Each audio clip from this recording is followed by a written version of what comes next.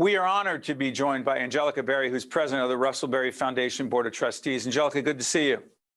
Nice to see you, Steve. There are so many other people over this past year that we've recognized. We did also a recent panel with Russ Berrie Making a Difference awardees, a whole range of different folks. Tell folks, as we put up the website, who are these people and why do they matter so much? Well, these are everyday heroes, Steve. These are people who have done things without any thought of recognition. But in this pandemic time, their work has increased impact at a time of greater need. So we have over 3,000 nominees in the past 25 years that we've been doing this. And every year we add more. This year we have 330 nominations. And by the way, as we put up the website, the ceremony will be in May, and I have been honored for as far back as I can remember, Angelica, to have moderated and hosted that event. We've met so many extraordinary people making a huge difference. And let me ask you this, Angelica. For those who don't know how this award initiative started making a difference, please share with everyone. Well, Russ had this brilliant idea that we had to recognize people who did things, who were everyday heroes, who were living ordinary lives but doing extraordinary deeds. And we were very skeptical at that time that we would be able to find so many people. So through Ramapo, we've had this partnership for over 25 years. You know what's interesting, Angelica? Every time you're on, I ask you this, but I want to touch on it again. You and I have talked a lot about relationships. We've had a longstanding relationship with the foundation. The foundation supports our initiative around making a difference. But relationships, there have been so many important, significant, impactful relationships that have been developed by those who have won the Making a Difference award. Why does that matter so much? Well, these partnerships actually leverage off each other. They increase the impact. You know, they magnify the impact. There's a multiplier effect.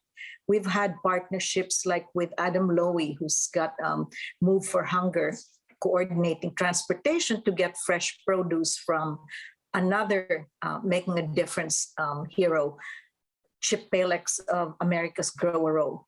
So just think about that. Chip's been providing produce for almost 75% of New Jersey's food banks. And the leverage they get from the transportation facilities of Adam Lowy, it's a magnificent example. Angelica, help us understand, because again, only from doing the awards, let me do this, and if I'm wrong, you'll tell me. There are $7,500 awards. There are 7 of those. There's also a top award of $50,000 and 2 at $25,000. For many, if not all of these not-for-profit organizations, these individuals and not-for-profit organizations, those dollars make a difference in addition to the partnerships and the relationships. Those dollars matter. Talk about it. Well, it's under $4 million. So if you think about it, it's a lot of impact for $4 million over 25 years. What we're doing is we're seeding an environment, Steve. We're growing a field, and all these seeds, all these organizations have a ripple effect, and each effect is magnified by the people who are volunteers, the 21 communities they operate in, and just think about that network of change all over New Jersey. It's transformational over the years. You know, let's shift gears, Angelica. We've talked a lot about diabetes over the years. We've done a whole range of public health, public awareness programming around diabetes for a long time. There is an initiative, the Russell Berrie Galilee Diabetes SPHERE. What is it, and why is it so critical? Well, Israel is an important priority area for the Berrie Foundation. We have a very personal relationship with diabetes. My husband was a type 2 diabetic, and there's going to be almost 1 million people affected with diabetes in Israel. So in the north, where 55% are Arabs, it's important to have an initiative like this because it could transform the healthcare system of Israel. Angelica, put Israel in context, because I don't know how many years ago it was, but I took a trip with you and many other folks connected to the Berrie Foundation, and a lot of partnerships and relationships were formed because of that. What is the direct connection between the foundation and Israel? Well, Russ was a Jew, and so am I. And I think the importance of Israel to the world as a place of startup nation, and the technologies and the innovation that's coming out of there, apart from the fact that it is a center for interreligious opportunities, and to be able to have a place with such diversity, it's a perfect place as a laboratory for creating philanthropic change. You know, Angelica, last question I want to ask you is this. So I do this program around 2 years into the pandemic. It'll be seen a little bit later in repeats. So the pandemic has affected all of us in one way or another. And clearly it has affected the foundation and those who the foundation provides grants to, the Caucus Educational Corporation being one of them. How has the pandemic, for you as a philanthropist, impacted your view, not just of philanthropy and giving back, but on those who are out there on the front lines every day making a difference? If you just think of one statistic, Steve, 900,000 lives lost in the US alone. Just think of all the families who are orphaned, widowed, and all the things they lose, their homes, their health care, their services, and all the support systems around them. And how many people fall into poverty when one breadwinner is lost.